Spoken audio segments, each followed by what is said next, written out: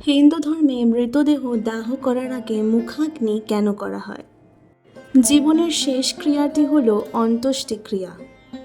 অন্ত মানে শেষ, ইষ্টি মানে যজ্ঞ।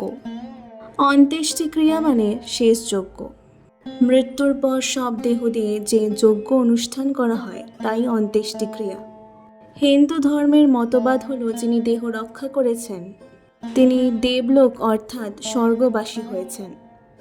দেহ থেকে মুক্ত হয়ে চিরদিনের জন্য ঈশ্বর সান্নিধ্যে চলে যান।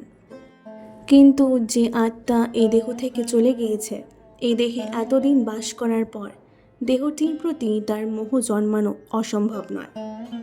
আত্মা যদি দেহটি রক্ষিত দেখে তবে দেহ ধারণের আকাঙ্ক্ষা তার মনে জাগরুক হতে পারে। এই আকাঙ্ক্ষা বা মোহ থেকে মুক্ত করার জন্যই দেহটি দাহ করার বিধান দেওয়া হয়েছে। বৈদিক যুগে দেবলোকে প্রার্থনা জানাবার একমাত্র উপায় ছিল যজ্ঞ। অগ্নি হলেন দেবগণের পুরোহিত।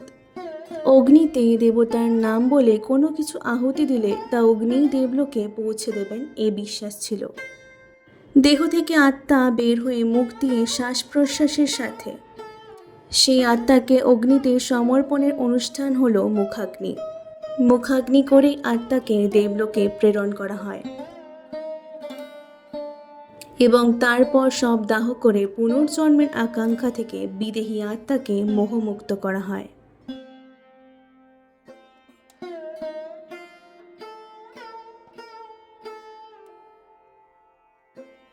আধ্যাত্মিক ধ্যান ধারণা, সামাজিক চেতনা এবং বৈজ্ঞানিক প্রয়োগ থেকে বিশ্লেষণ করলে এই বিধি হল উৎকৃষ্ট এবং গ্রহণযোগ্য।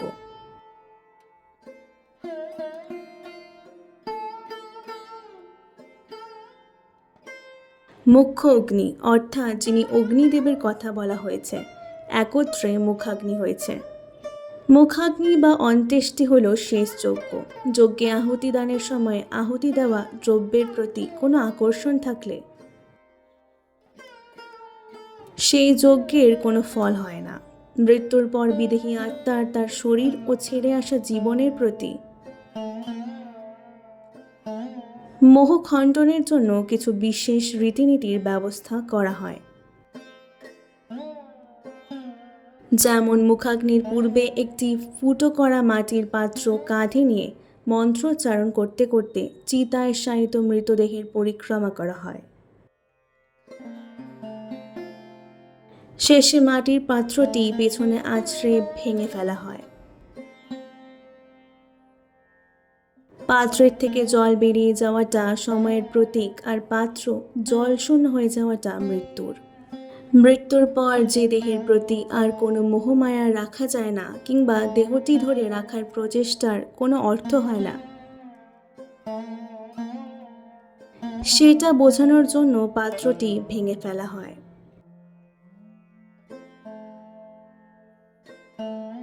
মন্ত্রপুত জলের গণ্ডি বিদেহী আত্মাকে মৃতদেহ থেকে দূরে রাখতে সাহায্য করে। এরপর মুখে অগ্নি ঠেকিয়ে মুখের অগ্নিশুদ্ধি করা হয়।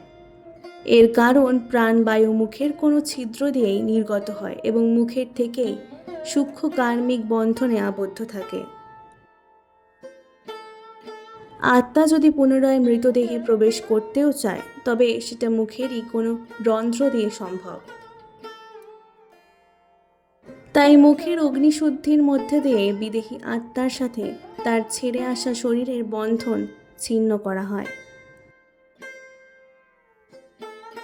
প্রাচীন যুগে সর্বত্র ডাক্তারি পদ্ধতি না থাকার জন্য গ্রামের পঞ্চজনের সামনে মুখে আগুন দিয়ে প্রমাণ করা হতো যে মানুষটি মারা গেছে। কারণ আমাদের শরীরের সব থেকে সেন্সিটিভ অঙ্গ মুখ ও জিভ, আর মুখ ও জিভের মধ্যে আগুন প্রবেশ করলে মানুষটি যতই দুর্বল থাকুক না কেন তার শরীর একটু হলেও সাড়া দেবে। এইটি হয়তো কারণ, এই জন্যই বলা হয় সনাতন ধর্মগ্রন্থ বিজ্ঞান ভিত্তিক গ্রন্থ। ভিডিওটি ভালো লাগলে অবশ্যই পুরাণের পাতাকে সাবস্ক্রাইব করে দেওয়ার অনুরোধ রইল। এরকমই নতুন ভিডিওর জন্য অনেক অনেক ধন্যবাদ।